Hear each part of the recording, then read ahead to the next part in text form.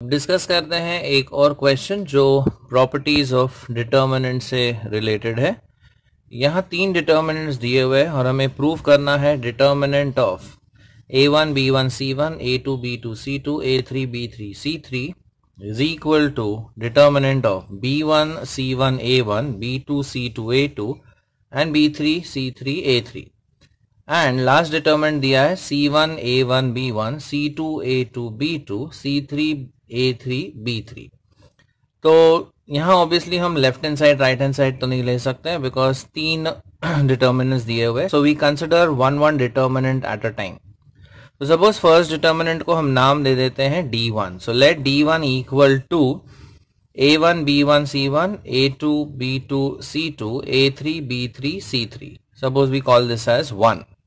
अब हम ट्राई करेंगे कि सेकेंड एंड थर्ड डिटर्मिनेंट को हम कन्वर्ट कर सकें फर्स्ट डिटर्मिनेंट के फॉर्मेट में।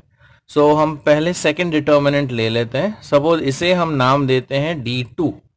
सो let the second determinant d2 be b1 c1 a1 b2 c2 a2 b3 c3 a3। अब हमें d2 को d1 के फॉर्म में अरेंज करना है। तो यहां अगर आप देखें a1 a2 a3 first column में है, b1 b2 b3 second column में है एंड c वाले टर्म्स थर्ड कॉलम में है और यहाँ कॉलम्स आगे पीछे दिए हुए हैं। So what we do is we interchange the columns. So first step is हम c1 एंड c3 को इंटरचेंज करते हैं एंड डिटर्मिनेंट की प्रॉपर्टी है कि जब भी हम दो रोज या दो कॉलम्स को इंटरचेंज करते हैं the sign of the determinant changes. So first step is we interchange C1 and C3। तो A1 A2 A3 आगे आ जाएंगे C1 की जगह पे एंड B1 B2 B3 ये चले जाएंगे C3 पे, right. So we have interchange C1 and C3। अब इस इंटरचेंज के वजह से the sign of the determinant changes, इसलिए हम यहाँ आगे एक नेगेटिव साइन लिखते हैं। So first step is we have interchange C1 and C3।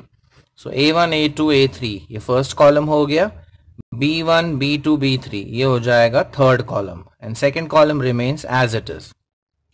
अभी भी ये D1 के फॉर्म में नहीं आया बिकॉज हमें सेकेंड कॉलम में B चाहिए और थर्ड कॉलम में C टर्म्स चाहिए। तो फिर से हम सेकेंड एंड थर्ड कॉलम्स को अब इंटरचेंज करेंगे। So we interchange second and third column. So again columns का इंटरचेंज होने के वजह से again the sign will change, मतलब एक और नेगेटिव साइन आएगा यहाँ पर। So C2 चला जाएगा C3 की जगह पे and C3 will go to C2. So finally we will have minus of determinant में first column A1 A2 A3, फिर ये हो जाएगा second column B1 B2 B3 and last column आएगा C1 C2 C3 and negative into negative is positive. So finally we get D2 as A1 A2 A3 B1 B2 B3 C1 C2 C3। तो ये match हो गया D1 के साथ।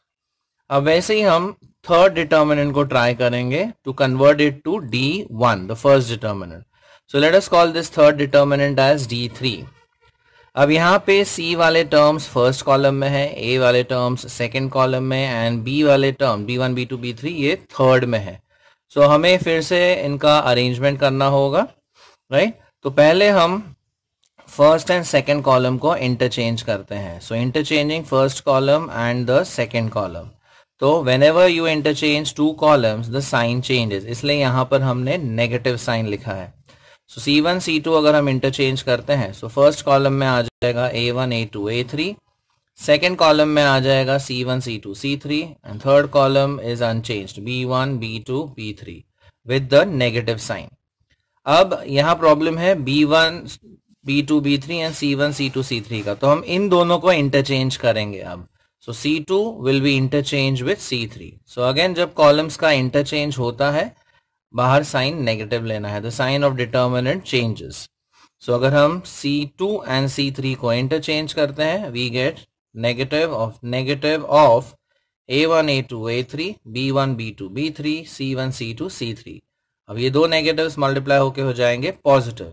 सो finally we have D3 equal to A1 A2 A3 column wise B1 B2 B3 and C1 C2 C3। अब ये भी match होता है D1 के साथ, right. So finally from 1 2 and 3, we could say D1 is equal to D2 is equal to D3. That is, the three given determinants are equal.